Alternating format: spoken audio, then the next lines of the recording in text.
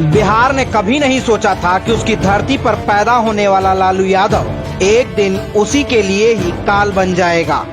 गरीबी का ढोंग करते हुए सत्ता की सीढ़ी चढ़ने वाले लालू ने सत्ता में आते ही एक के बाद एक पूरे खानदान को राजनीति में लाकर लूटने का धंधा शुरू कर दिया। आज हालात यह है कि उसकी पत्नी राबड़ी से लेकर 9वीं फेल बेटा तेजस्वी यादव तक राजनीति में परिवारवाद की मलाई खा रहा है।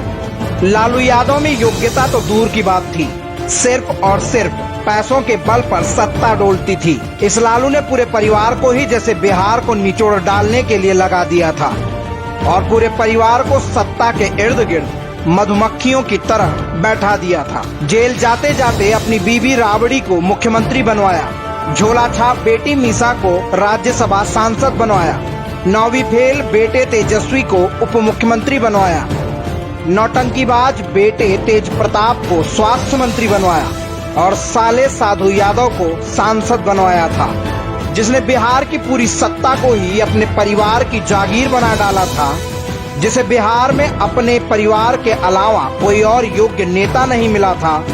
आप अनुमान लगा सकते हैं कि वो इंसान बिहार के लिए क्या भला कर पाएगा। दरअसल लालू के 15 सालों के विनाशवाद के पीछे का कारण ही कुछ और था और वो कारण था बिहार के लोगों की योग्यता।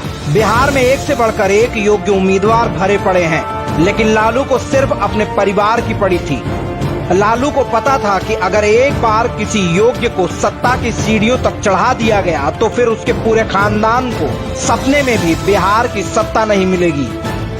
इस डर से इस निकम्मे लालू ने सत्ता पर सिर्फ अपने खानदान को ही बैठाया। बिहार कैसे भूल सकता है कि जिसने मात्र 9वीं तक की पढ़ाई की हो वो बिहार को क्या भविष्य देगा। जिसे ठीक से हिंदी तक पढ़ना नहीं आता वो बिहार को क्या भविष्य दे पाएगा। जिसने बाप की धौंस दिखाकर डिग्री हासिल की हो वो क्या बिहार को भविष्य दे पाएगा। बिहार नहीं भूला है उस 15 साल के लालू के विनाशवाद को। बिहार इन गिद्धों को फिर सबक सिखाएगा, क्योंकि बिहार ने तय किया है वो विनाशवाद नहीं विकासवाद को चुनेगा। अरे मोदी संग नीतीश है भैया।